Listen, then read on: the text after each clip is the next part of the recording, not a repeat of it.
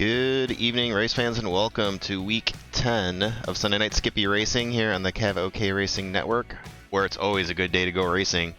We are simulcasting tonight on both Cav OK Racing Network's YouTube and Twitch platforms, so if you happen to be on one or the other, you can just search for Cav OK Racing, that's C-A-V-O-K, and you should be able to find us on the platform of your choice. As always, we'll be monitoring the comments on both platforms live, so send in your questions or comments and we'll try to get to them as time permits.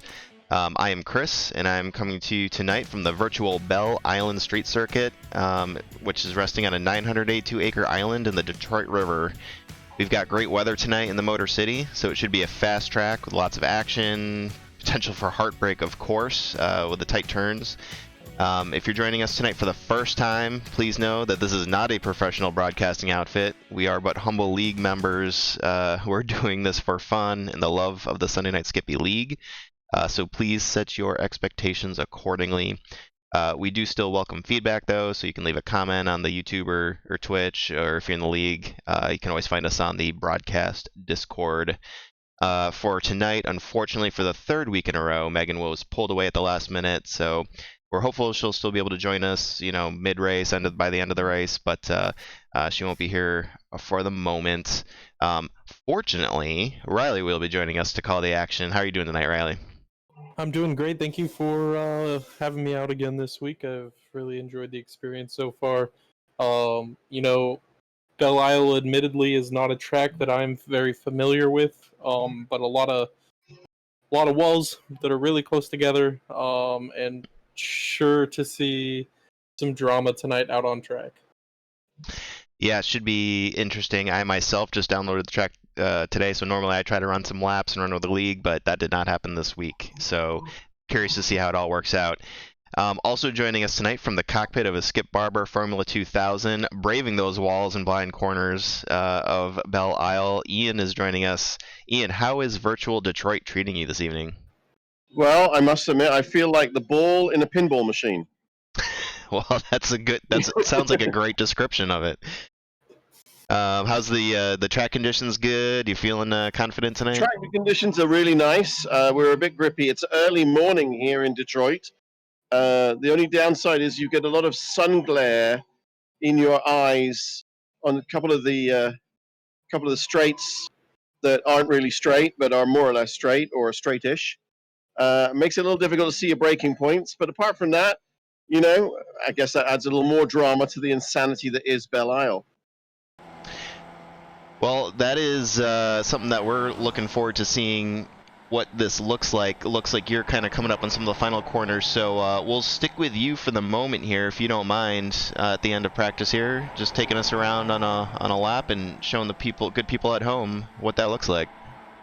Okay, no worries. So, first of all, Belle Isle used to be called Ile de Couchon, or Ile au Couchon, because back in the 1800s, the French used to own it, and they used to let their livestock roam free on the Isle, and it was changed to Belle Isle after the daughter of one of the governors after the Americans brought it back from the French. Her name was Isabel, and they called it Belle Isle. So here's the start-finish line. You come across here, and immediately you've got a right turn. You got to negotiate. There's the pit exit, followed by a left, and then this is an important turn because now you're on the straight. And I don't know if you've got the sun in your eyes, but I certainly do. And we come belting down here, getting out as fast as we can, looking for the braking markers there on the left-hand side, braking as late as we dare, all the way down to second, and then back on the gas as we start to go around these series of right angles, which I don't know what the hell they were thinking about in terms of racing cars with bloody right angles. But anyway, we're trying to make it around without hitting anything. And yet, if you look at the walls, you can see we get pretty close to some of them sometimes. Hopefully we don't kiss any of them. This is the second sort of straighty bit that we get up to about 108, 109 miles an hour by the end of this before we slam on the brakes and do a series of 90-degree turners. Like here. There we go. So 90 right, followed by 90 left. Don't hit the wall. Oh! and another 90 left, and another 90 left, followed by 90 right. Then we got a bit more of a straight line here, and these are the final two real turns on the course. You got to be picture perfect. One of the problems with these curbs, if you can see what they look like, is when you hit them, they immediately shove you straight out of the way, so to the right or left, depending on which way the curb lies, and then back over the start-finish line. So it's not a massively long track, but it certainly has its think-to-puckering moments there. And there you go. That's a lap Awesome. of Belle Isle in Detroit. Well, looks like a very, I'd say difficult on your own. Now let's throw 30 people on there. Should be a good time. Yeah, it's gonna be interesting. I think it's gonna be a bit of a war of attrition initially. And I've done a few races here this week, and it's not surprising really how often the guys out front, manage to collect a wall. So really and truly, it could be anybody's race today. If you have two people fighting for position and they tap the wall, there's a couple of places where you can get a slowdown, and it is a very difficult place to overtake. Most of the overtaking on this track is going to be done under braking. It's not going to be easy. Well, going into it, what are your goals for this evening? Well, we've got our usual front pack, and I think if they can, almost hit the wall there. If they can keep themselves out of the walls, Jason's got a good shot at this. Chris, of course, Chris Herrera. The usual suspects, I think, have a good opportunity. I'm going to just cruise into the pits here. They all have a good chance at doing pretty well. But it is going to be an interesting place to try and pass, overtake. There's not a lot of places to draft, so we'll see. Well, we are looking forward to it. It looks like the drivers' meeting is happening, so we'll let you go for a minute so you can focus in on that if it's not already done. But if everybody notices, actually, we've got 5, 6, 7, 37 right now that are in the session. I think at least one of those drivers may have already called it a night, but that is quite a stacked field for especially for a tight street circuit like Belle Isle. So it'll be curious to see, especially turn one. It's always fun that first lap, just trying to make it through, and looking forward to that. The practice session you'll see on the top left there is coming to a wrap. After that, we will go into a 15-minute open qualifying session where all the drivers will have, like I said, 15 minutes. They can go out. Everybody's out on the track at the same time to set the qualifying time, which will set the grid for the start of the race. That is a little unique versus the public races or what you might see in, as myself, a NASCAR fan, but they will have the opportunity to potentially take some of those draft advantages. However, you also have to get around potentially some of the slower folks as well. So it's kind of a give and take, good and bad situation for them. So Riley, what are you focus on anything tonight, or any particular drivers? I think the last few weeks, pretty much since we have started the broadcast, we've been talking Chris Herrera up quite a bit, and it's not that he hasn't, lived up to our expectations, because he's a fantastic driver. He's always up there, but he always has something happen that it feels where maybe it's not race ending, but it's unlucky, and it does affect his result. So I'll be looking for him to go out there tonight and run a clean race.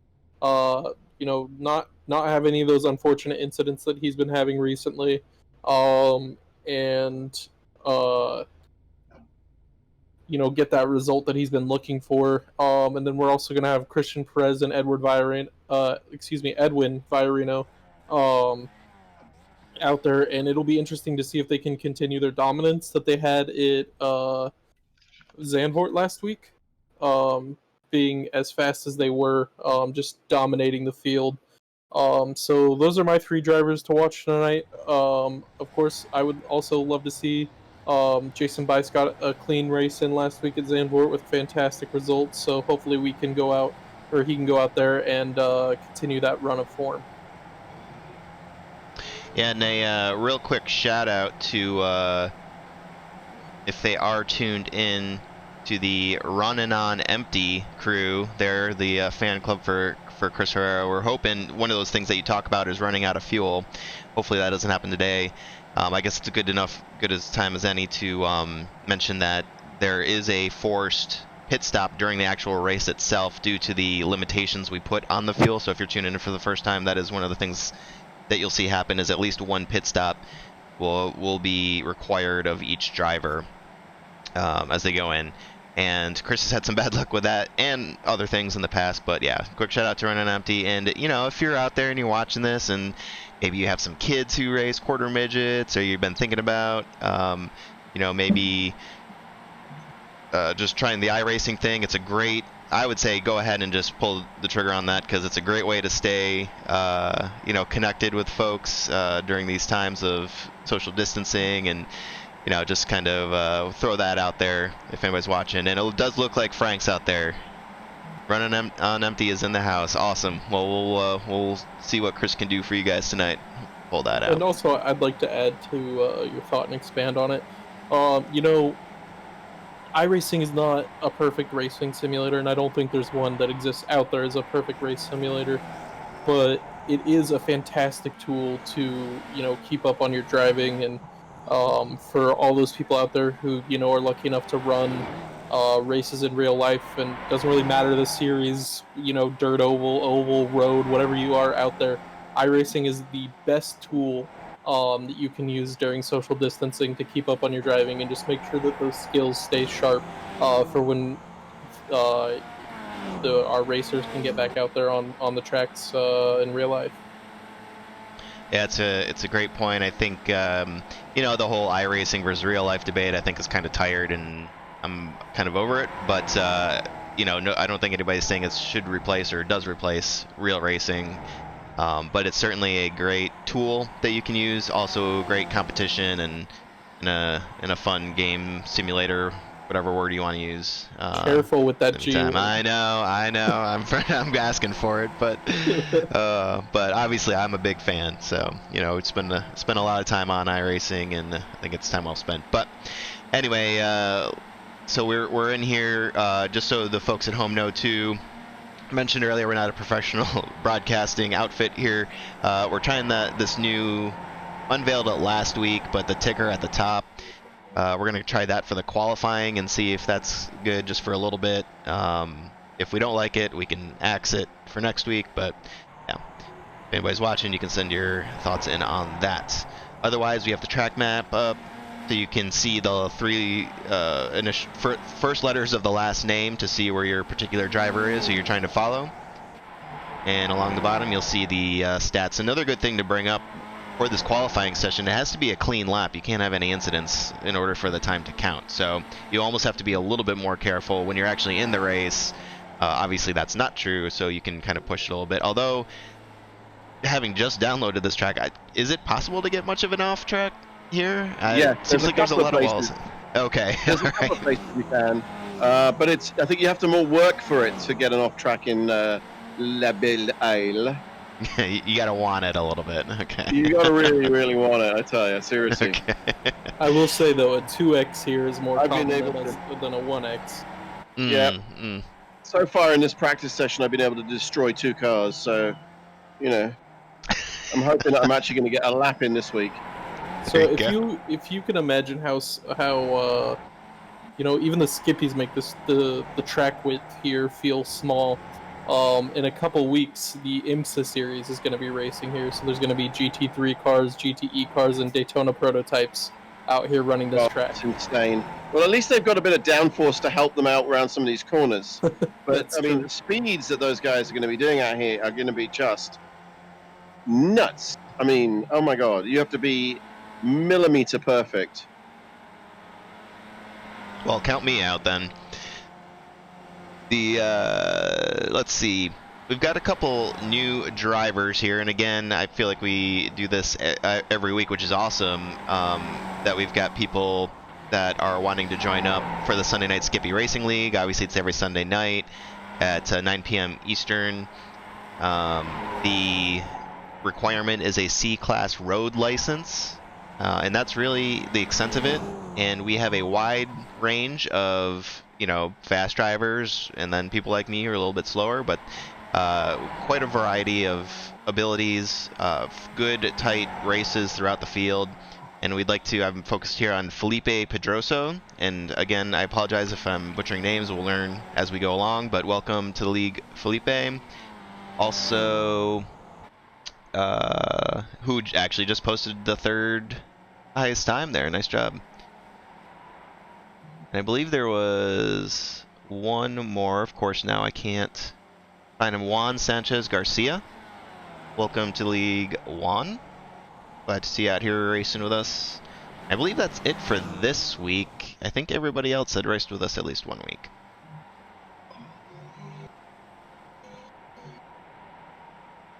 I believe you're correct there. What about the driver of the double zero car? Have they been out here before? Walter Collada, or Collada. I'm not sure if we've called his name actually. So welcome, Walter. If we haven't before, welcome to the league. He's got currently the 8th best time on the board.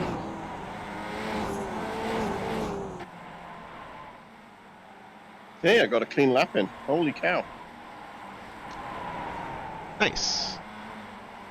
Well, a very fast lap, but a lap. Well, it counts. Better than last week, where I didn't get a lap in at all. No starting from the pits this week, I'm assuming, Ian. I don't think so. Well, if you haven't been made aware yet, I don't think they can put the blame on you.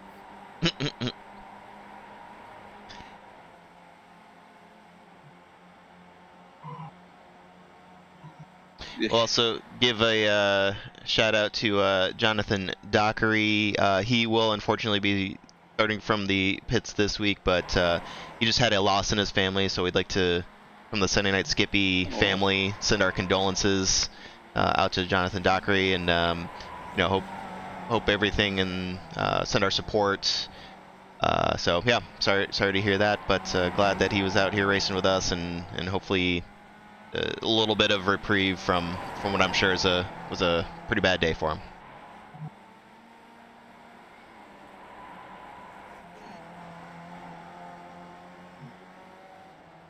Looks like Christian Perez, up to his old tricks, currently has the pole. He's got a pretty narrow margin over Edwin Virino and Carl Dronke. Lyndon McMurphy setting the 4th highest time there. I feel like that's a name we haven't called in a while. That's really good to see.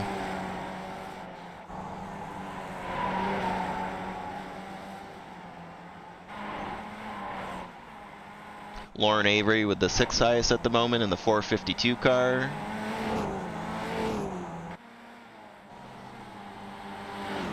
Don Parks in the 7th. Looks like Jonathan Dance making an entrance there as he grabs the 3rd qualifying spot.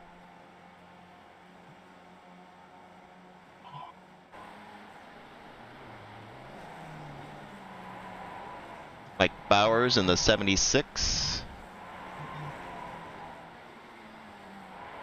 Currently sitting in 8th. There's a lot of times getting set down here. For anybody who hasn't raced the Skip Barber, it takes a few laps for the tires to get warm and really feel confident that you're not just going to go sliding out, you know, get that oversteer going. So we'll see here slowly times get set that are progressively faster and faster as they get done with their kind of out laps and start setting some faster times. And with that, let's transition back to the traditional scoreboard. We're running out of room on the left side of the screen because of how many people are racing. Guess I suppose that's a good problem to have.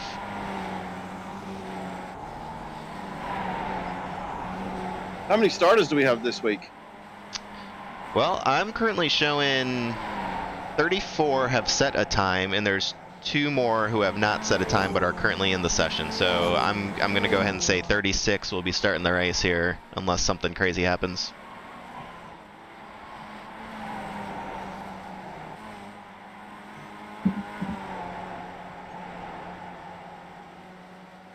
Pop up the weather there in case anybody follows that. Nice cool day, cooler track temps, nice light wind. Should not be a factor for us. In fact, it's probably one of the cooler temps that you'd see in a public race, so hopefully cars aren't quite as loose.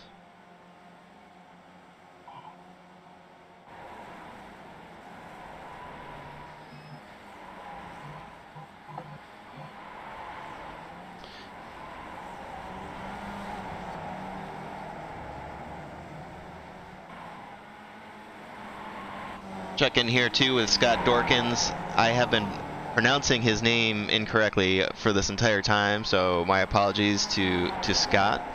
But we got it going on now. So Scott Dorkins, welcome to the race. He's currently sitting in the 27th spot.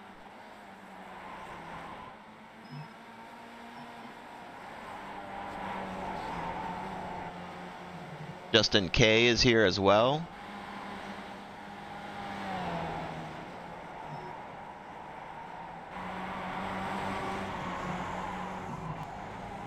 He takes a little spin. Steve Dewar is in the house. Let's see. Looks like he may have made some additions to that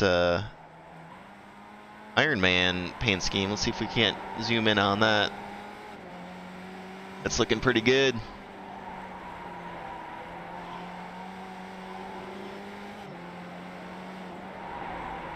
Hope he able to utilize that to his advantage, gain a couple miles per hour on the straights there.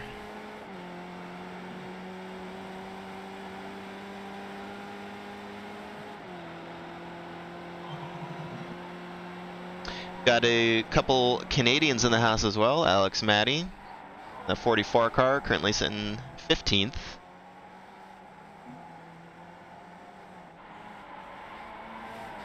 As well as Nikolai Wood. If I remember correctly, he had a pretty good race last race. He did. He did. Yeah, absolutely.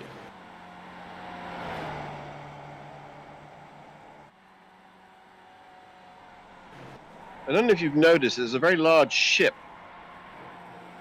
that every now and then goes down the river. Oh, I've not seen that. You mean in the background there? In the background. It's rather disconcerting because it looks like a city block is suddenly moving, and you're like, what the? Well, it's a pretty interesting track layout. I mean, I did actually have the opportunity to go and check it out on Google Maps, and it literally is just an island there in the Detroit River and the shadow of the city. And you know, I did a little bit of reading on it. It sounded like there was some issues. Not a lot of people enjoyed it there. The racing wasn't fantastic. And it was difficult to get to just logistically because, as you would imagine, it's an island with one way in and out. So holding bigger events there was a little difficult. But I guess the good / bad news would be you get to see boats passing by, which I think is probably not a common theme at a racetrack. It's also one of the older public parks in the U.S. I gotta figure out where you get your research from there, Ian. Your tidbits end up a lot more interesting than mine. I don't know how that, you do it, but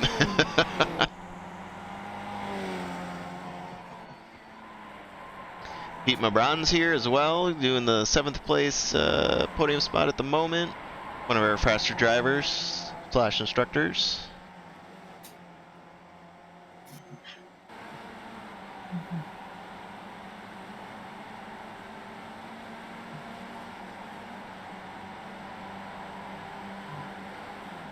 Good to see Jeff Torbeck in that Mountain Dew paint scheme. You could see him from the blimp cam pretty easily. as we tick off the qualifying, end of qualifying, although not really, as we've mentioned before, if you're new to the league, or open qualifying in general, I should say, once that time clicks down, it's not like things stop.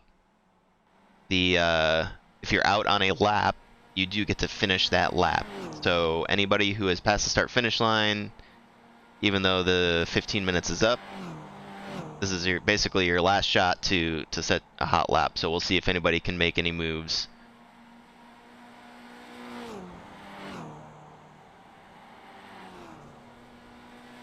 Other things to point out, if you're new here, the track map, if you see a red circle around it, that means they have an off track, which isn't necessarily bad, but it could be. If you see the red circle and then their dot stop, that's when you know someone's gone down. Same thing will pop up on the timing tower on the left. You'll see a red stripe to the left of their name. We will be replacing the best time with a gap here shortly, so you can see where they stand throughout the field. And that's about it. Think you're oriented. It looks like to Alex, Maddie, and Jeffrey Schloss will be the... Oop, nope. Maddie's going into the pits. So potentially Jeffrey Schloss here will be the last person to finish. 38 starters. That will officially set the grid. Oh, looks like he went into the pit as well. That should be it. Did a couple more people join? Holy cow. Yeah, I see the list here. There's 38 starters. Usual suspects near the front. I wonder how Carl will do tonight. Starting third. Carl Dronke. Yeah, that's, I mean, it's a pretty good, I'd say top 10. I mean, well, even beyond that, but holy cow, what a stacked field up there. It'll be cool to see how much room they gave each other going into the race. I think here. The biggest difficulty they're going to have with such a huge field is when they start to catch up with the back markers. It's going to be very difficult, not just for the back markers to get out of their way, but also for them to pass them anyway. So, you know, that's going to be something that's going to be interesting to watch, to see how they manage that. Your point is going to be a lot of... Speaking as one, communication is going to be key there. You know, if you're not familiar with iRacing, they do have the ability to talk on an open channel to each other, which is something that doesn't exist in the real world. But you know, to what extent, you know, that's effective. That's just on each individual driver. So, looks like we have set the field here. I will try to run through all this. Actually, you know what? I'm not even gonna bother. We're gonna post it up. I feel like by the time I try to read it all, we'll be at the green flag. So here's your starting lineup. I will mention that Christian Perez does get the pole with a 1:41.868. Congratulations to Christian. Move down through the field. I mean, I'm very excited to see this. There's going to be, I feel like this is going to be some of the closest battles that we have. To your point, there's just not a lot of room to maneuver. And then once either accidents start happening or just the faster guys are just so much faster than what we call the back markers, they start catching up with them. It's going to be real interesting to see how that all shakes out. And then you throw the pit stop in there as well. And in case anyone was wondering, I do have one more tidbit about Belle Isle. Yes. There actually is a lake on the island called Lake Tacoma. So there is a lake on the island in the middle of a river. I mean, I don't see why not. And that lake is called Lake Tacoma.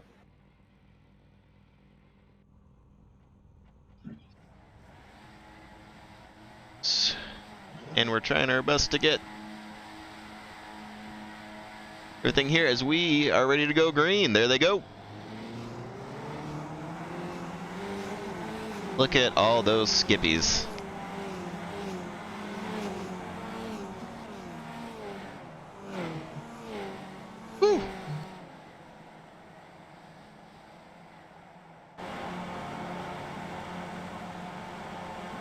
It looks like everybody has kind of given each other enough room and respect that we're going to make it through the first turn all right.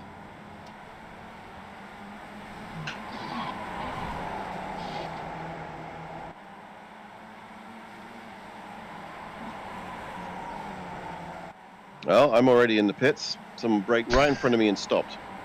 Oh, no. It's like, well, right. he was probably stopping to let somebody else in, you know? Gotcha.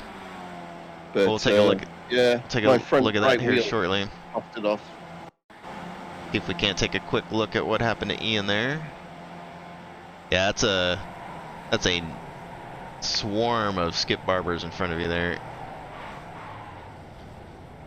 Oh, well, c'est la vie, eh?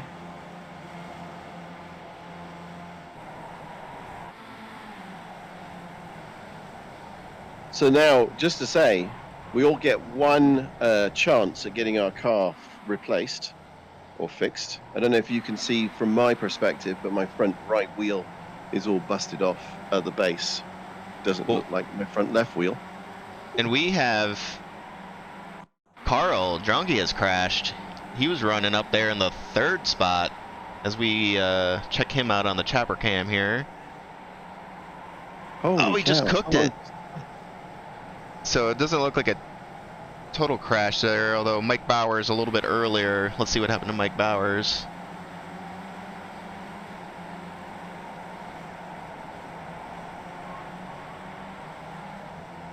He gets touched. Oh man, he was just sitting there. There's nowhere to go. A couple other people collected in that. Holy cow, we're trying to keep up with everybody here. Walter Collada has also crashed. Although that looks again just like loose or cold wheels, cold tires. Looks like Jake Ashe will be the same deal. Big shout out to Jake Ashe for the finish line cameras that you see. Oh man, he just cooked it around the turn and ended up in the wall like we were talking about. So there's a lot going on here, folks. There's although I will say some of these early race incidents will potentially clear the field a little bit.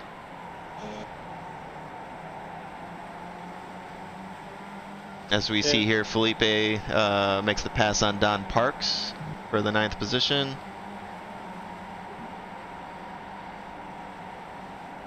Looks like there's another crash with Thomas Photos. Oh. May have been unrelated to Rich Butler, but Rich Butler's also showing an accident. Oh. Yeah, the 48 of Rich Butler, as Thomas Photos had gone around.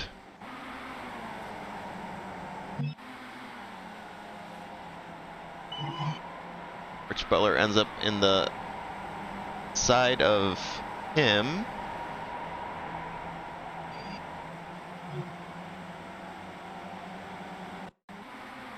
See here, Oliver Hartley. This was back on lap 2 as well. Nothing, no contact there. It's good to see. Let's check in with Chris Herrera. Oh man, as he and Pete get into each other, looks like Chris made the move. And now Pete's missing a nose cone. That's not going to affect you too badly here. We don't have a lot of big straights that their nose cone's really going to knock your speed down, you know? Well, looks like he's able to. He's keeping up so far.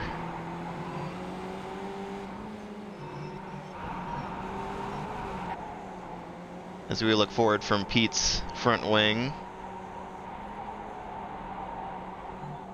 Chris has worked his way into 5th with Pete in 6th. Sean Trediak, let's take a look at what happened with him.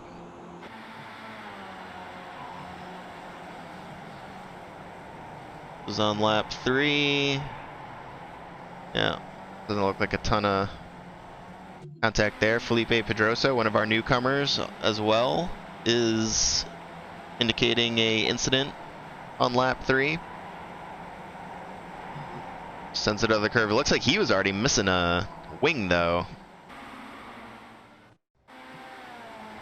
And Jeffrey Schloss as well. Let's see if we can see what happened there. Yeah, just a lot of sending it hot around the corners going on at the moment. Takes about 5 or 6 laps for your tires to actually come up to temperature where they're really starting to grip. It's like the 48 of Rich Butler back on the track. To your point, Ian, he's having a hard time trying to figure out how to let people pass. There's nowhere to go. Yeah, and I think that it's it. You know, I go back. It's the responsibility of the car at the back to find the space, to find the place to pass, right? And so the slower car should, if they can, pull off the line. But this is not a track where you really can pull off the line. There's nowhere to pull off the line to. So the faster cars just have to wait and figure out where they're going to pass. Well, speaking of passing, Jason Bice moves into the 13th spot as he passes Don Parks, who also appears to be missing a nose cone. I feel like that's going to be a theme for tonight. Let's just get rid of those wings and nose cones. Just extra weight, isn't it? It would appear that way.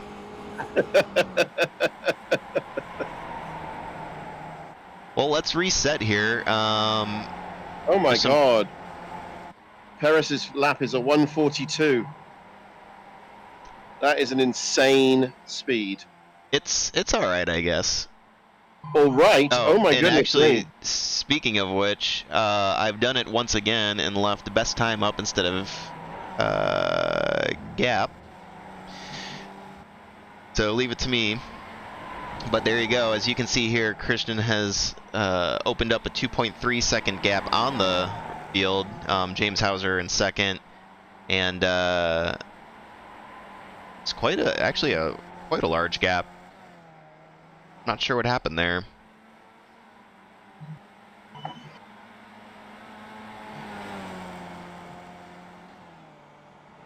See if we can look back here. No. I think some of this is the limitations of trying to run the software on passes, but either way, here we go. Christian Perez in first, who's got now 2.5 seconds on James, who has another 1.5 seconds on third place, Edwin Viorino.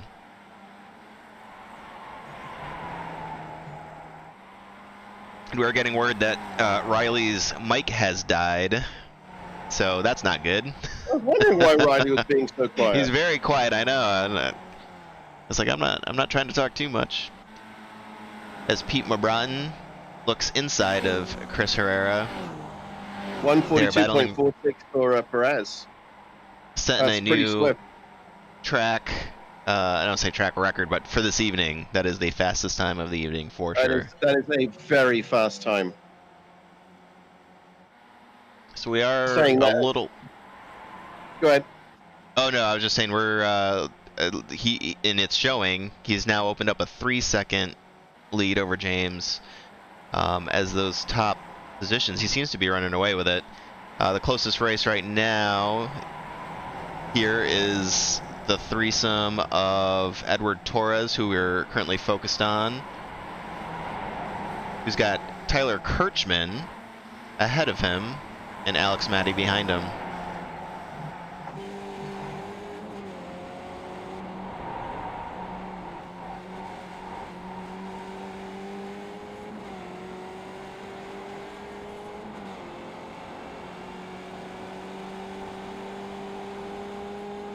If we look a little further back at Jeff Torbeck, he is trying to close in on the 87 car of Adam Wright.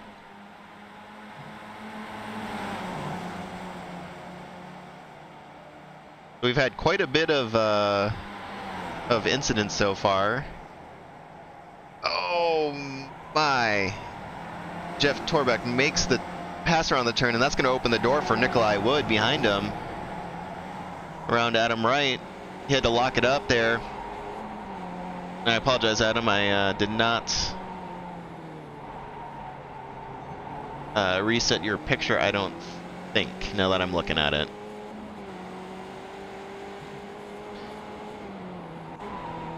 Look back up here right along with Alex Matty as he looks forward at Edward Torres.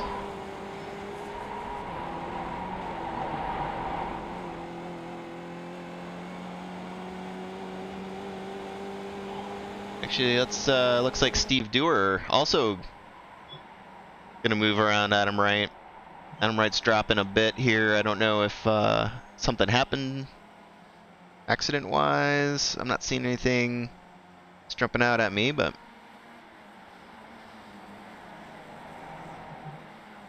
Steve Dewar works his way up in that 19th position.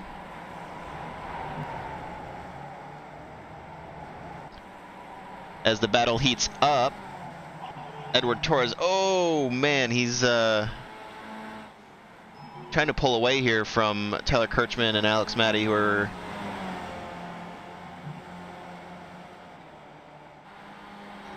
trying to move in for that 11th place spot.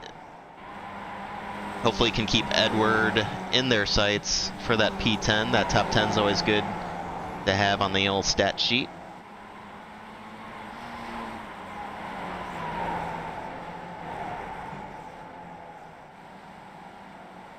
Oh, there's the boat.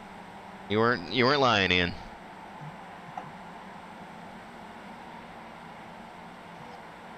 Looks like Chris Herrera's in the pits on lap 8. That's 12 minutes in. I'm not sure what happened there. If this is a strategy move, or if something happened. Let's see if we can. There is one quick repair that you do get if he is did receive damage. It seems a little early, but I don't know. Yeah, it's a bit early. The pit window doesn't really open for a few more laps. An interesting call by Chris there. We'll see how that works out. Look back here at Joshua Dancy and Sean Trediak having a good battle for the 27th spot.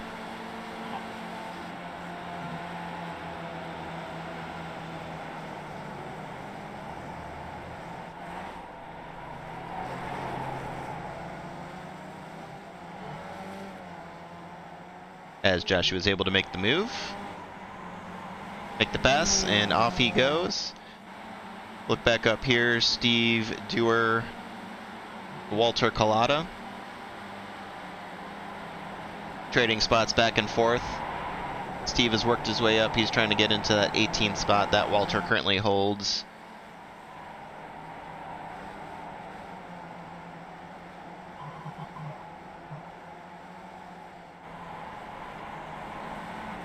Pop up a quick stat here as we approach the 14-minute mark.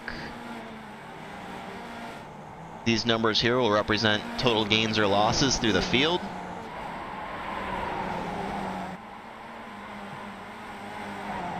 Looks like Edward Torres and Nikolai Wood, Jeff Torbeck,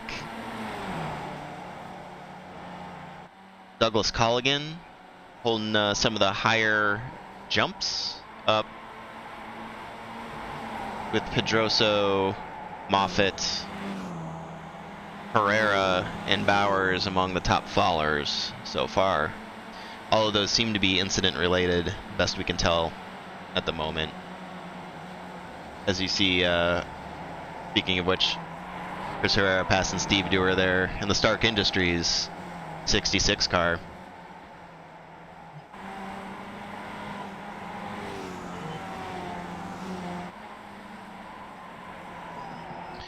Checking with James Hauser. He's got the. Actually, that's you, Ian, huh? Yep. Yeah. Just letting them pass now. Pass me, come on! I'm slowing down to let them pass. What are they doing? Well, although they may have lost. Confined? That's tough. Yeah, I was in the wrong gear, and It's like, just go past, boys. 19th is the new first. That's where we're going with running on empty crew. And you never know. It's a long race yet. We're not even halfway there. So, although James and Edwin have kind of lost contact with Christian in the lead, they are running together. A little further back, you've got Jonathan Dance and Carl Dronke. Carl, who had an early race spin.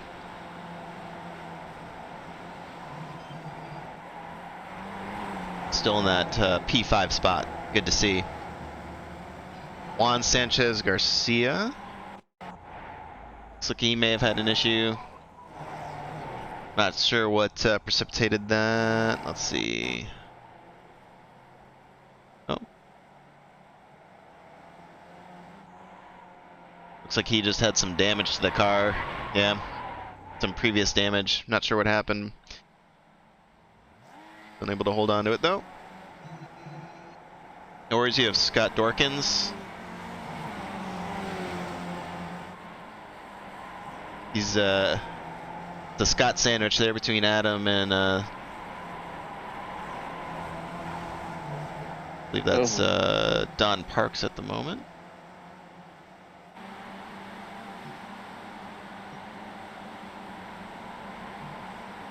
Let's check in with Jason Bice. He's been pretty quiet today so far, although he is in that 12th position. He's up 3 spots total.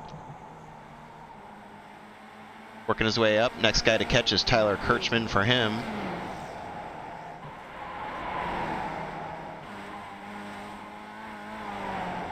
As we try to work through Riley's microphone issues here. God, it's slow. Not that everybody doesn't like to listen to just Ian and I talk, but... Well, you know, I don't think they have much choice this evening, so... I could start moaning about slow lap times that I keep putting down. But I really need to pick up the pace here a little bit. You know, it's getting a little ridiculous. Not representing well the pink car. It's alright. Happens. We're trying. Got Alex Matty and Don Parks in the pits. As we're approaching that halfway point. Alex is off, Don is still in. Carl Dronke's coming up behind me now to pass me. He's about, he's 3.1 seconds behind. Oops, I don't know why I changed there.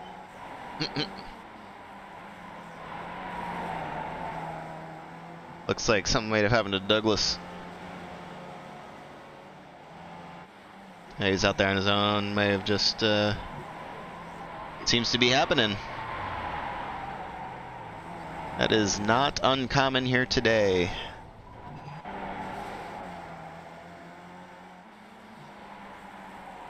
Pemo Broughton's just gone in the pits.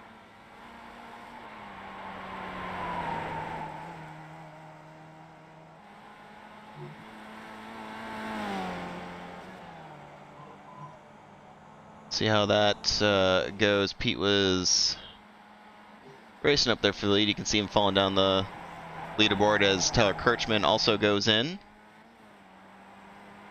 Well, I just managed to do my fastest lap round here ever. There you go. That's a win. I would take that. I'm going to definitely take that as Carl Dronke catches up behind me. Yeah, well, that's to be expected. Yes. Next stat I'll pop up for everybody on the left there is the last time the cars pit, so that lap 7, lap 11, etc. So we can see who's made their pit stops and who hasn't. So we look on board with Edward Torres. That Carl passed. So Mike Bowers in the pits. Strategies starting to develop here.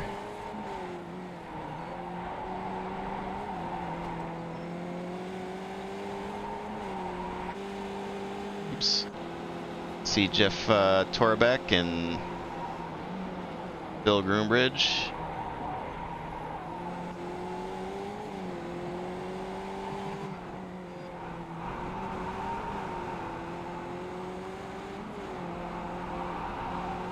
Bill looks back on this pack that's racing together.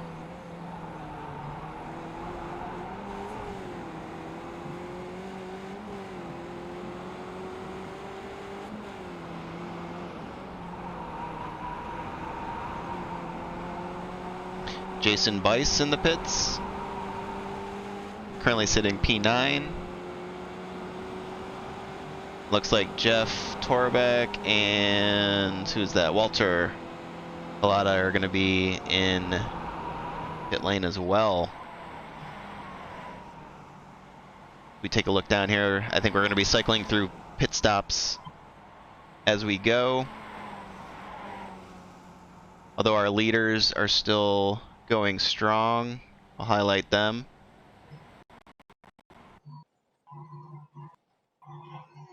Oops.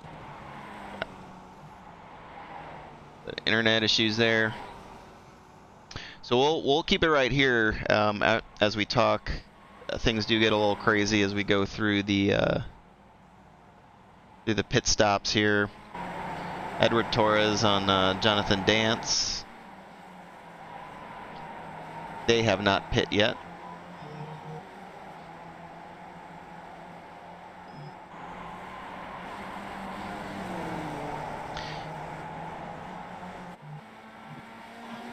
Jeff Torbeck spending a lot of time in pit road. I'm not sure what's happening there.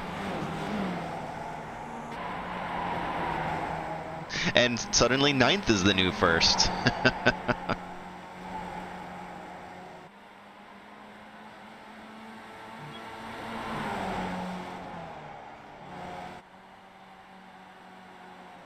As Jonathan and Edward forego the pit one more time. Edwin, Carl, Lorne, Ian, everybody's in the pits here. Good. Top 5 have not pit yet, with Nikolai Wood being the next non-pitter so far in P8.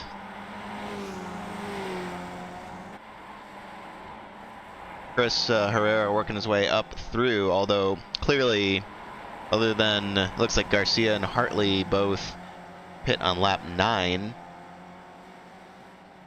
they are definitely going to be due for another stop. Chris would be the only one I would consider really on the bubble. Next up after that with Alex Maddie, Don Parks, we had a couple lap 10 pit stops. So those will be the guys to keep an eye on, as it looks like Adam Wright's around. Let's see if we can see what happened there.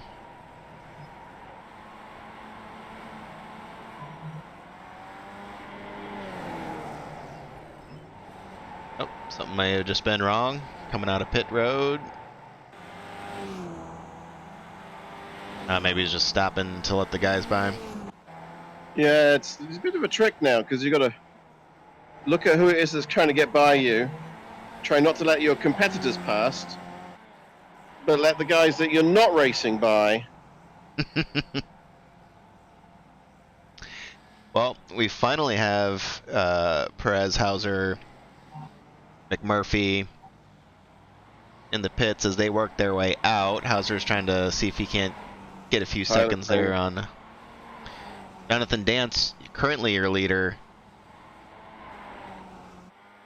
although he has not pit. Same with Nikolai Wood and Scott Dorkins,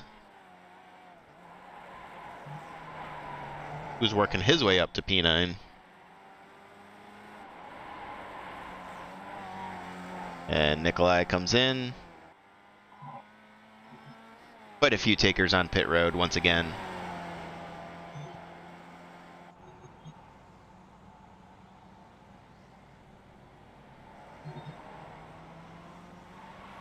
Well, it should be it. Scott has not pit yet. Pedroso does not look like he has pit yet. Colligan, once those guys cycle through, we'll know for sure where. Oh, I'm sorry, and of course Jonathan Dance. We'll know for sure. Shoot.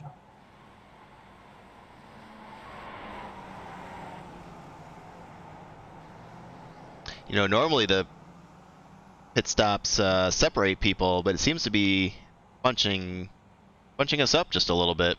Although, Yeah. once Jonathan pits, Christian will take over the lead, and he still has a 5-second gap on Hauser and Viorino, so still pretty good. Probably pretty happy with that.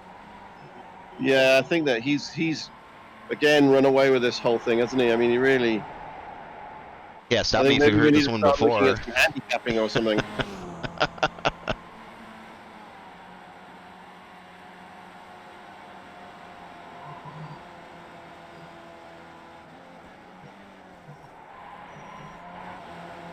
Well, Hauser and Viorino will be the position, or will be the fight for P2, unless they can somehow just pull something out from somewhere and get it up another 5 seconds.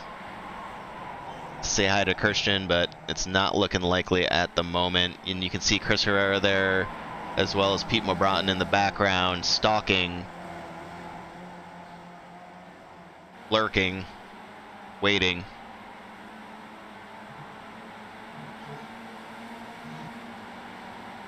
Really, Jonathan? You having fun? Yeah, I got it. As I say, people have to really think about where. Son of a gun! Whoa! You hit me!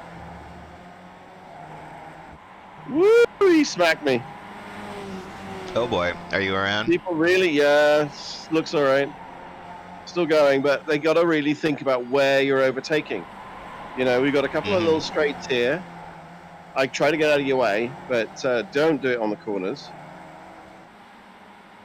I mean, they're almost impossible to overtake on. Well, I'll throw up the pit lane time here as well, so you can see how much time everybody spent from the entry to pit lane to the exit. And Christian spent about a second more than Edwin, although he had it to give.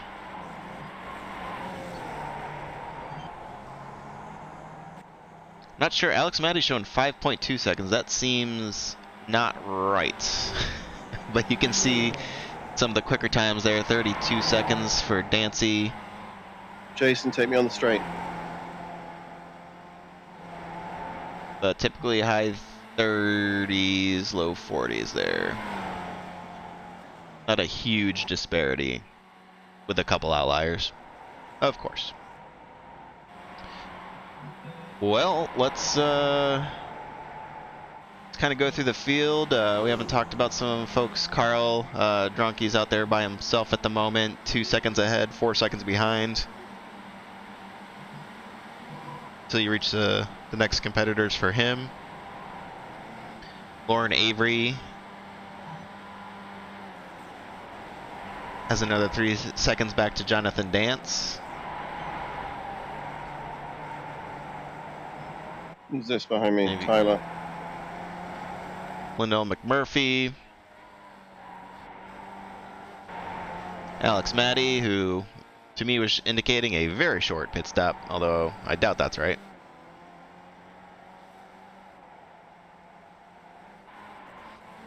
Joshua Dancy in the chrome rocket there. He is about 8 seconds away from a top 10 finish. So let's see what he can do. He's got Jason Bice, Tyler Kirchman, and Bill Groombridge kind of lying in white there as well.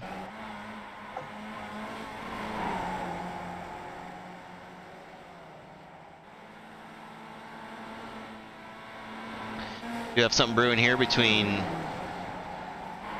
Steve Dewar and Mike Bowers, rather.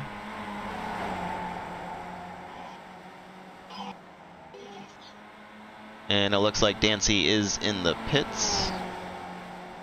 So his position will fall.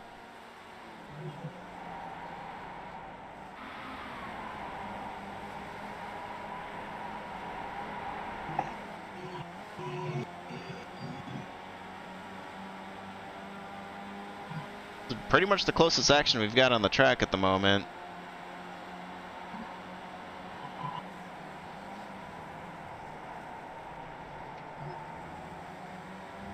Steve not giving him an inch. That's So pretty Tyler good. was just behind me, and he's just disappeared off of the timing sheet. I don't know what happened to him. Yeah, it looks like something may have happened to him.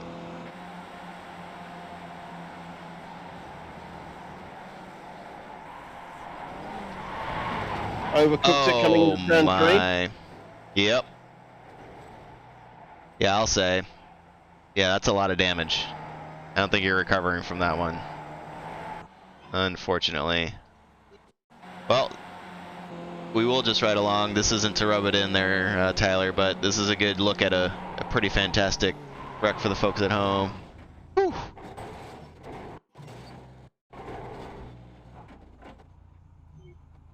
Yeah. Well, doesn't look good for Tyler, unfortunately, as we see Dancy coming off pit road here. To your point, very tough to make the what would you call it, the merge into traffic. Alex Maddie as well. Had something happen to him. Oh, you see him counter steering there. He just can't get it. Does he make contact? No, he saves it. That's a tough place to get turned around, though. Yep. Oh, no, he made contact on the reverse. Oh, Alex. Oh, that's tough. See his rear wing bent up just a little bit there.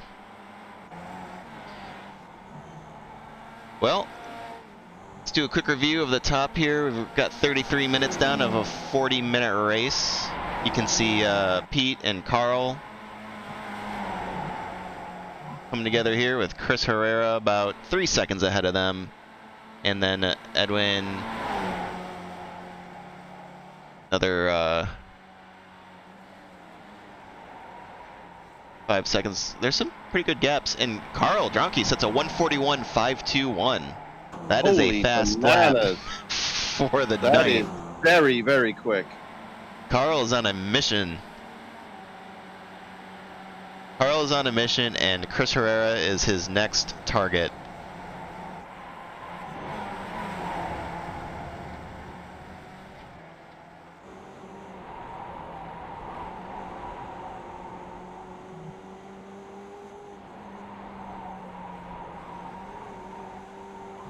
You can see him kind of pulling away from Pete Mobron, which is not something most people can do. That is not. That is not. Well done to him. Mike Bowers and Steve Dewar still together here. Oh, and actually, we managed to get an off track there. Oh man, Walter sending it to the inside of Bill Groombridge, makes it stick, gets it done. On he goes to the P12.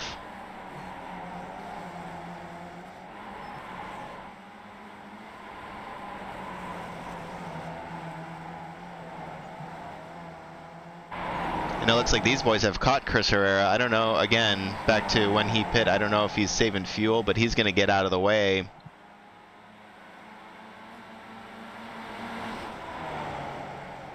Still sitting in a pretty solid P6 for the evening if he can make it. Although Pete has got back on there to the rear bumper. They had bumpers. Carl Dronke. Check back in here with Christian Perez, just kind of doing some laps now. He's got still a 3-second lead, which is roughly what he came out with out of the pit stops. So no No gain or loss there. Looks like he's got some lap traffic that he's making his way through, and does not seem to be affecting him at the moment. Looks like Oliver Hartley will be up next for him.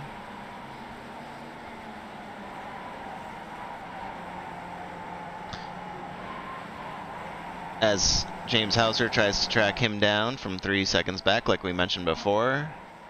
And Edwin Virino right behind him, the final podium spot. As they are working their way around the lap traffic of Douglas Colligan.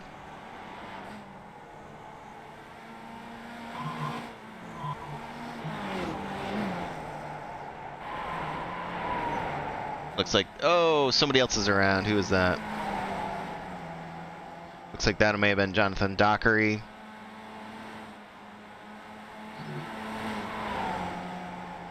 Although, unintentional, looks like that's going to allow James to open up a little bit of a gap there on Edwin. James now inside 2 seconds to Christian, and almost 3 seconds back to Edwin now, working the way around that traffic. So like we talked about at the top of the show, back markers playing a little bit of a factor in how this race is going at the moment. Yeah, it absolutely does. Unfortunately, nobody offered me any cash incentives to get out of the way quickly or not get out of the way quickly. That's on them, you know? I would be open, but you know, no, I'm joking. But yeah, it is interesting. It is interesting. I've been hit once by someone trying to get past me. You know, they really just. Yeah, and it's not easy. It's one of those things that it's part of the race. It's part of racing, and I know we're all competitive. It is a Sunday night Skippy race, but everybody wants to do well, and it's just one of those natural parts of the race that becomes the chess game. And we mentioned it, and it's playing out a little bit here. I will say that we do have a good battle here between Dewar and Bowers. These guys have been maintaining pretty good contact with each other. Scott Dorkins is around, it looks like. I don't know what happened to him. He just slowed up, probably letting some lead cars by. Nope. I don't know where he went. He parked it kind of in the back there. Okay. And he's still there. Hi, Scott. I don't know what you're up to. All right. Well, anyway, I bet he's back behind some barricade. I'm not sure. Well, I'll check back in here as we approach 39 minutes. We'll see if this may be the final lap. I'm not. Maybe not. That may be a stretch. I always lose track of time. It's fun watching you guys race, so we'll see what happens here with the time. He's got to cross that finish line. Well, I must admit, this has definitely made me work a lot harder than most races do.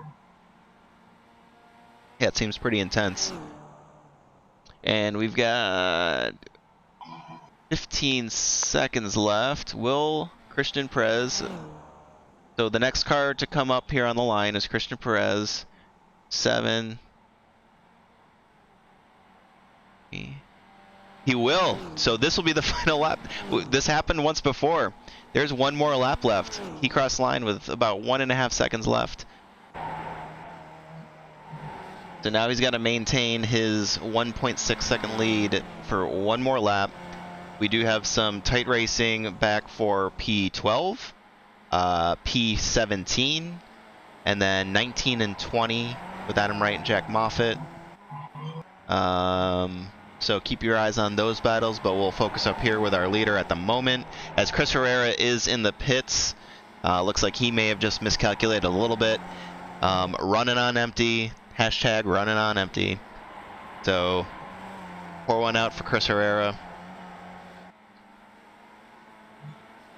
I must admit, I Here's, do feel for him because I know exactly how that feels. Yep. He made a it's very on brand. He made a tactical decision, and you know, you roll the dice. You roll the dice, and sometimes it works, and sometimes it doesn't. Some days you're the windshield, some days you're the bug, right? Absolutely, absolutely. Well, it looks like James has closed it down to 0.8 seconds, although we are going through our final Shoot. turns here. I just don't know that James is going to have enough here at the end. As Ian crashes, Carl crashes, we're going to have to check out what happened there. Around the final turn, here comes your leaders. 0.4, Christian Perez, James Hauser at the line. It's going to be Christian. James in second. Edwin Viorino will round out the podium with an easy third place finish there. Is now a good time to tell you guys my mic is back? Hey, there you are, Riley. Hooray! Missed doing, a good race there at the end. Oh, man. Avery's across the line. Lauren Avery there in fifth. Looks like Jonathan Dance, Lyndall McMurphy. Oh, somebody. Who was that limping across? That must have been Carl. We got to go back and look at what happened there to poor Carl Dronke. Jason Bice will be the next to cross in P9. And oh no, Chris drops a couple positions there right at the end. It looks like it's instead going to be Alex Matty running at the top 10 with Walter Collada, Bill Groombridge, Don Parks, Chris Herrera coming in 14th, Nikolai Wood in 15th, as you see them cross there. Steve Dewar, and then there's Juan Sanchez Garcia.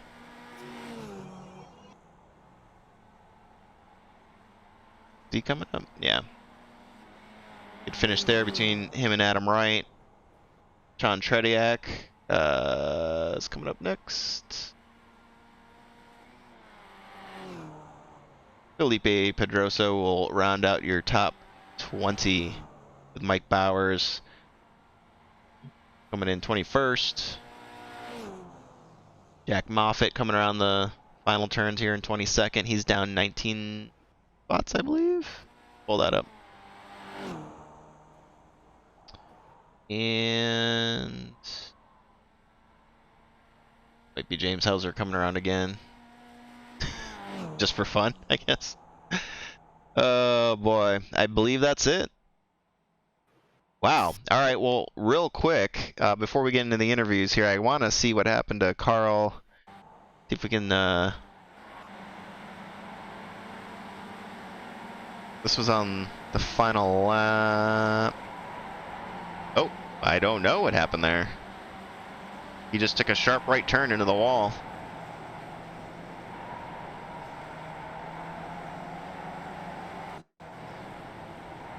That was weird. Although, this looked like he was able to limp it across the line. Good on him. Alright, well, let's see. What do you think, Riley? You got your microphone back up and working here? Yeah, I do, thankfully. And, you know, from watching this race, there was kind of a lot of that drama I alluded to. These walls were not nice to a lot of these guys. But Perez really opened a comfortable gap during the race, but Hauser was able to kind of claw that back. Wasn't quite enough at the end for Hauser's run. So congrats to Christian on another great win this week. And, you know, Belle Isle didn't disappoint. There was a lot of good racing and a lot of stuff to pay attention to and watch throughout the race. Well, it looks like we've got ninth place, top 10 finisher Jason Bice on the line here. How do you feel about some interviews? Yeah, absolutely. Let's start them. We'll bring Jason in first. Hey, Jason, this is Riley in the broadcast booth. You got a good copy on us? I do. All right, well, congrats on another top 10 finish here today at Belle Isle. Kind of walk us through um, your race strategy, what happened out there on the track, what were you expecting? My race strategy was don't die because Belle Isle, and I did it with 0 incident points, so I'm pretty proud of that. Yeah, absolutely. And, getting to string together a couple good finishes has to feel really good out there. Uh, were there any moments in the race where maybe you got a little too close to a wall, or was it kind of just bell to bell? You were confident in yourself in the car and where you were putting it.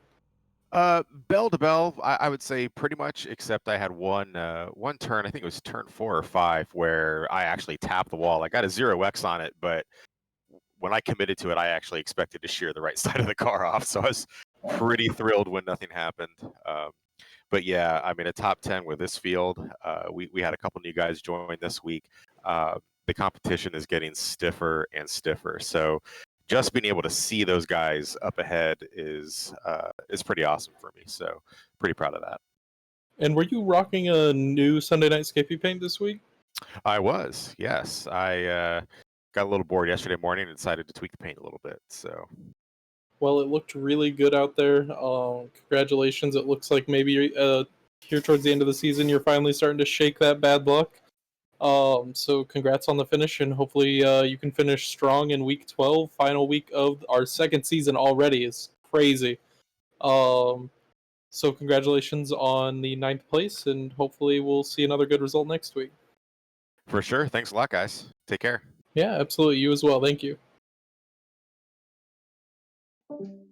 All right. What do you think? James next, and then Christian. All right. Hi, James. This is Riley in the broadcast booth. You got a good copy? Yeah, I sure do. All right, you guys James. doing? Good, good. So kind of talk us through your race. What was your strategy going in? I know that Belle Isle, those walls come up on you real quick. Kind of talk us through what you were thinking before the race, and then how that may have adjusted throughout. You know, I didn't get to race and practice much this week. This is by far my favorite track. I'm usually really fast here, and I was slightly slower than I expected coming in. I got a little bit of practice, and I was like, I need to pick up a little bit of time. Right before the race, I was actually thinking about not racing. I was like, I just don't know if I want to get in there because I hadn't had enough laps. I didn't want to mess anyone else's race up. So I got a good qualifying lap. I kept bumping the walls just a little bit. Got a good qualifying lap right behind Christian, and then my biggest thing was just hanging on to him because I knew I was going to be slow for the first 6 to 8 laps because I just haven't had the practice on the cold tires, and he was able to gap me unfortunately, and then I just kind of held on from there, and I thought I was a little bit faster than Edwin in practice and then qualifying, at least what I saw the one time I raced with him this week, and I just went at it. I knew I needed to get back by him. I made a mistake. He got in front of me at one point, but I was able to take that back. And then I'm not sure what happened with him a little bit later. But yeah, it was a good race overall. Yeah, absolutely. So take me through that final lap when Christian crossed the line. I think it was with just 2 seconds left in the race. You got that extra lap and you were running him down. I'm assuming you were going to go for the ultra aggressive style on the last lap. So talk us through that last lap. You kind of got an extra lap to attack and maybe get that win. Yeah, no, I don't know if he was fuel saving because he was low on fuel. I mean, he was going slower, so it gave me the opportunity to kind of catch up. And I was putting some really good laps in at the end there with no draft. My thought was if I could just get him closed down on that back stretch, that I could have a chance going into the last corner, hoping that he was going to be burping on fuel and just running out. But he I think conserved enough. He was able to get through, and I saw him go quite a ways around the lap afterwards. So I think he had enough fuel. He was just being conservative. Okay, yeah, absolutely. So we're already going to week 12 of our second season here with the Sunday Night Skippy League. Um, what are your thoughts here as we're making our way to the last week of the season? It's been a great season. I didn't think I was going to be able to even be competing most of the races. I thought I was going to miss a substantial amount, but with the COVID issue going on, they shut down some of the other events that I was going to go to, so I was able to stick around for this. I think with my mess up last week, I think that's let Pete seal the championship. If not, he's pretty dang close to getting it sealed. I don't even know who can touch him now. Overall, it was another great season. We got a whole lot of great, talented drivers. Super fast guys here.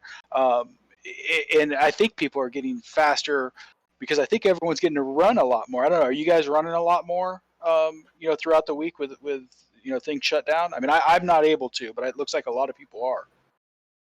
Yeah, it's people are seeming to run a bit more than normal, and I will say that the driving is definitely getting better and definitely getting more more competitive, especially at the front. So far, we, as you were saying, Pete's sitting at the front with 429 points, and Jonathan's second with 392. So there's a good gap there. James, you're in third with 375, followed by Christian Perez, Edwin Valerino, Chris Herrera, Don Parks, Steve Dewar, Lyndall McMurphy. So yeah, I mean the top of this league is getting really competitive, and I think that as we run through, sorry, I was just trying to find me, but I'm so far down the bottom of the pile. I'm still scrolling.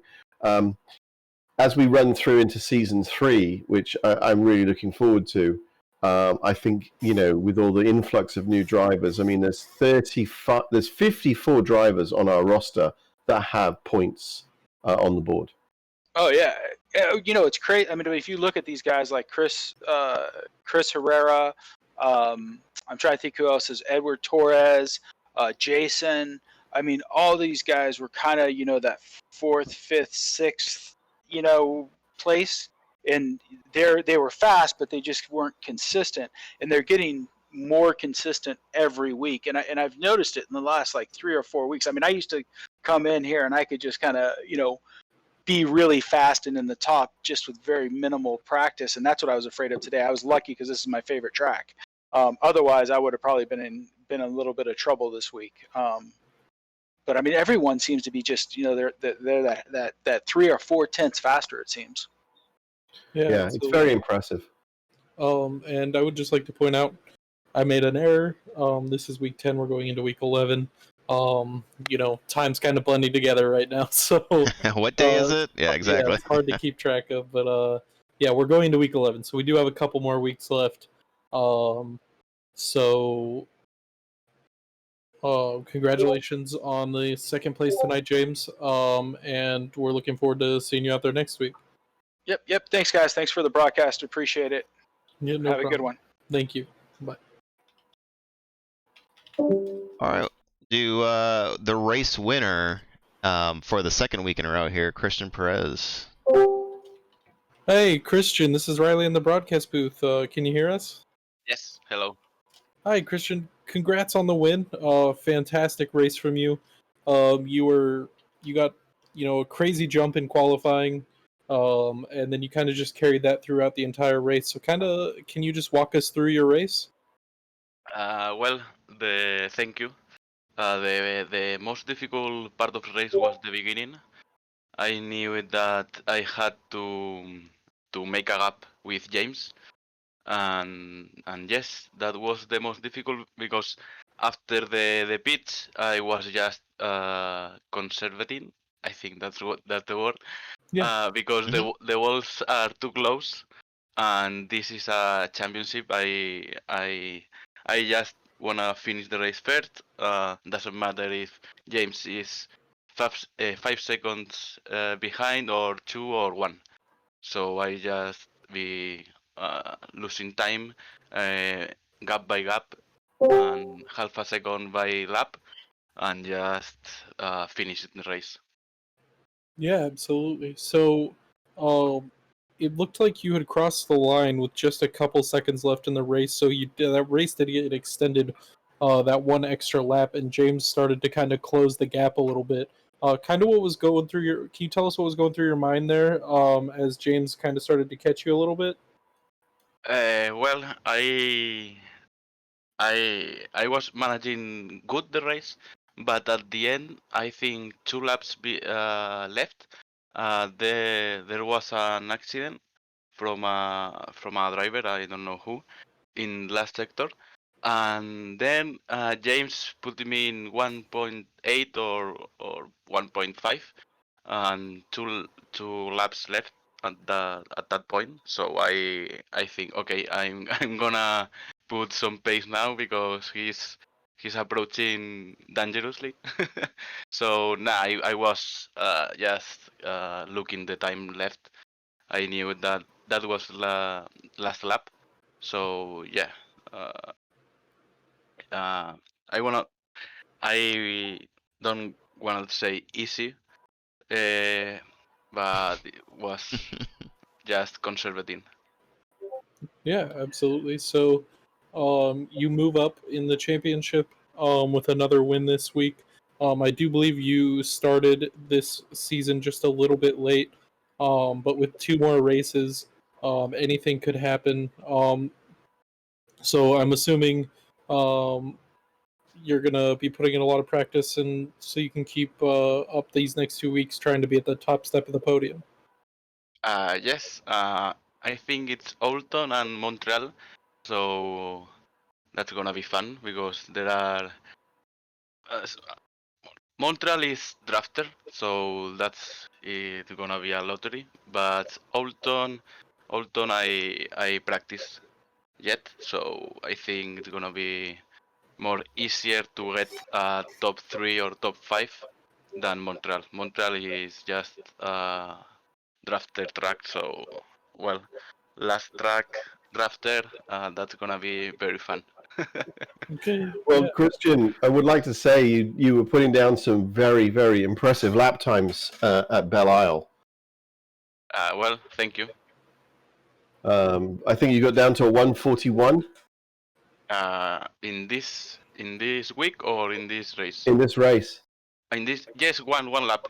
I did 1 lap on 41 and said to me, no more 41s, because to do a 41, you have to be too close to the wall, and that's not what I want. You think that if you had one more coat of paint, you wouldn't have been able to go. You wouldn't have been able to go any closer.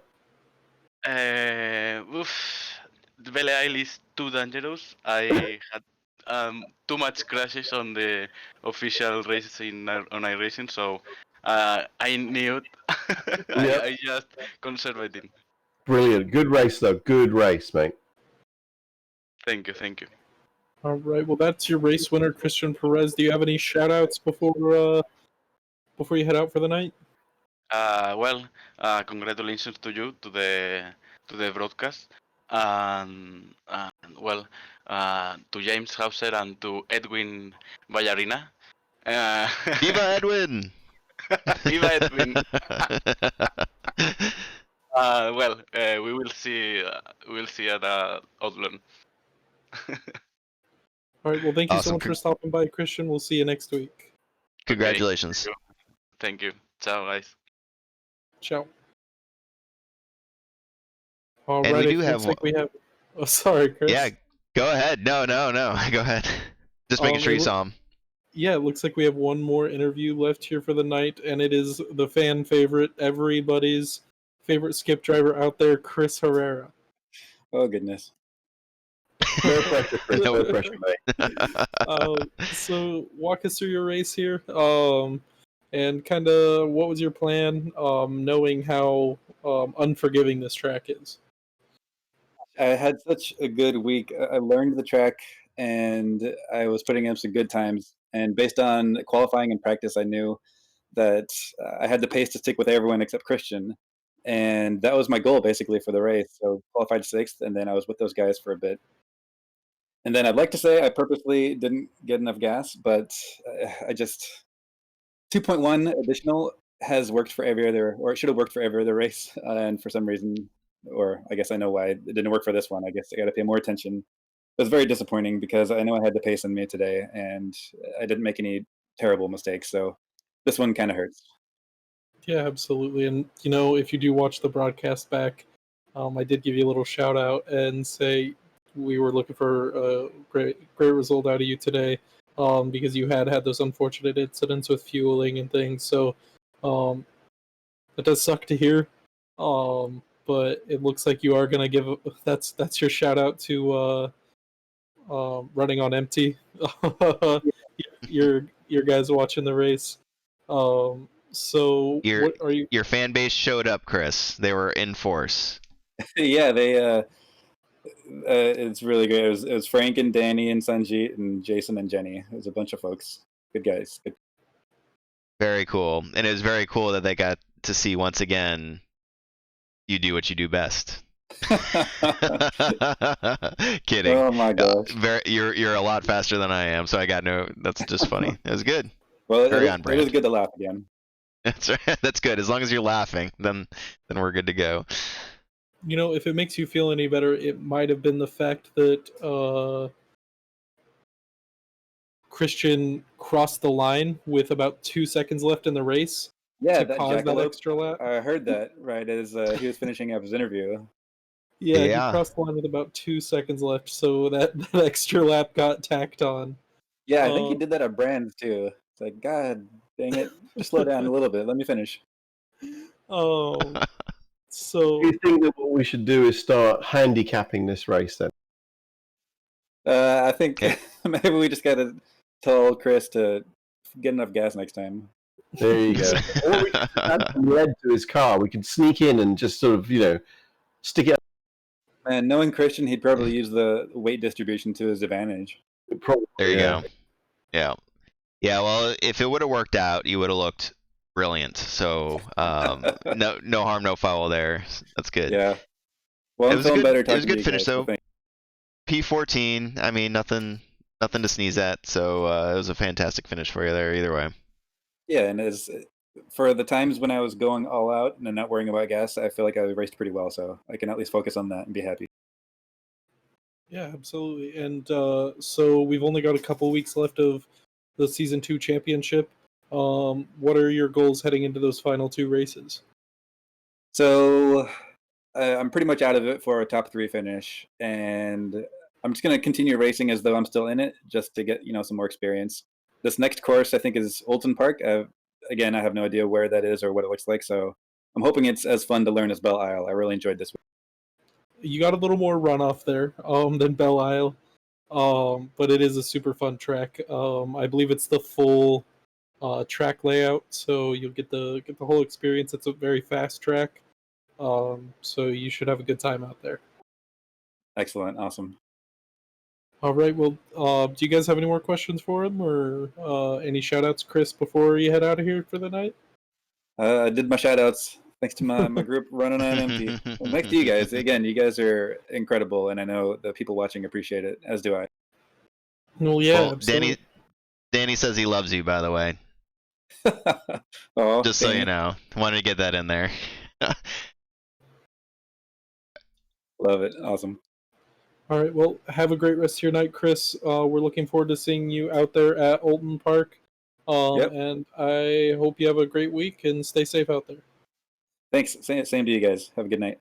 Thank you. Bye.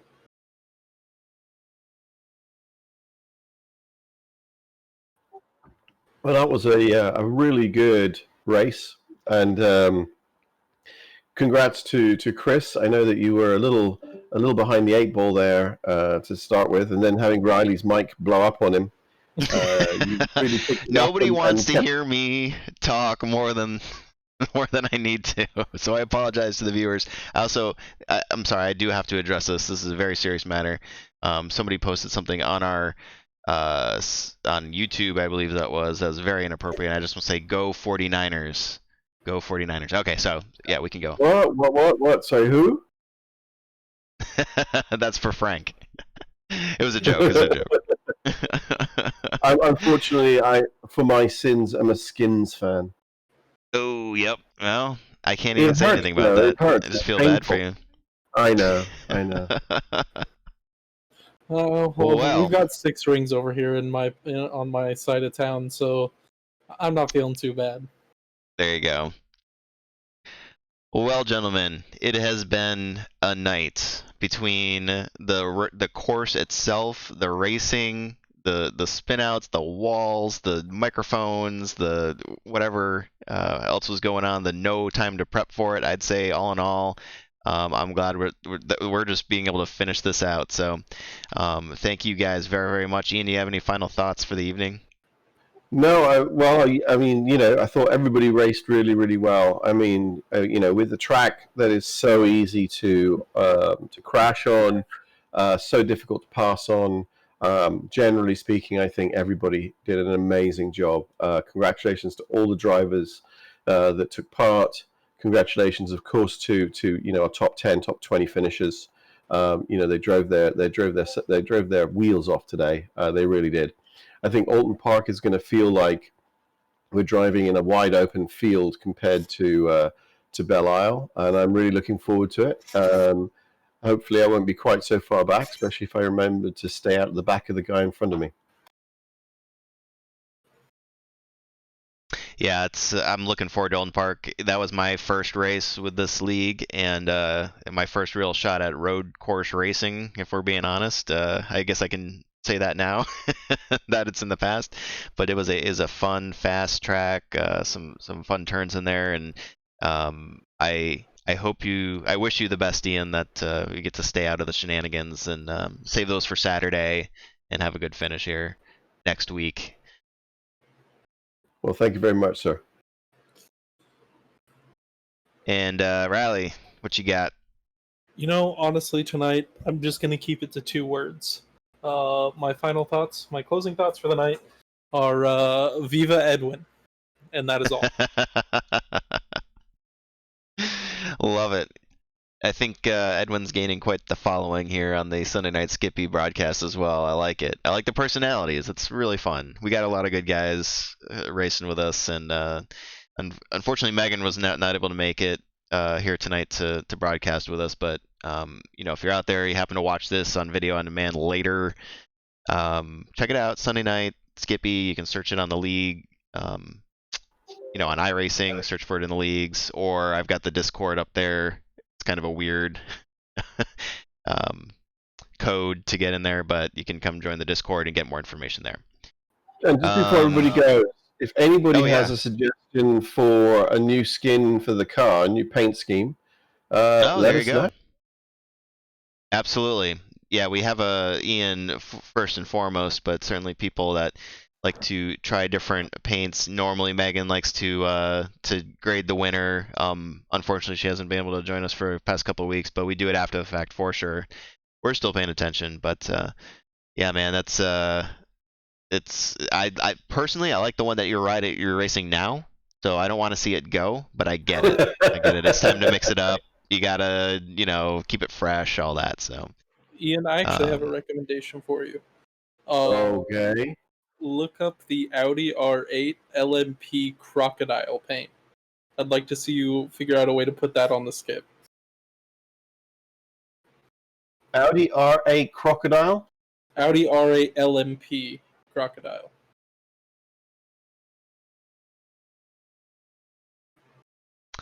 there you go. Well, on that note, I just wanted to thank everybody who tuned in for tuning in. I apologize that you had to listen to me more so than normal. That's not what anybody really wants, but thank you for working with us through that. Again, if you have any recommendations, YouTube, Twitch, comments on the Discord, we try to make it. This is a broadcast for the league, by the league, so we're trying to make it best we can for everybody. And we've gotten some really good comments in the past, and trying to make this the best we can and the most fun for everybody that we can. If you're family out there, especially, thank you for watching, and hopefully we're able to bring you a little bit of joy watching your loved one race. Is something that they enjoy doing. So thank you for tuning in, and hope everybody continues to stay safe out there. awesome to see NASCAR back on the track today, using some protocols to keep everybody safe. It was great to see that again. Try to start reinstating some normalcy, but until that happens, we will be here, and we will continue to be here to try to bring you Sunday Night Skippy Racing at its finest as the seasons go on. So thank you once again, and I hope everybody stays safe. Have a fantastic night.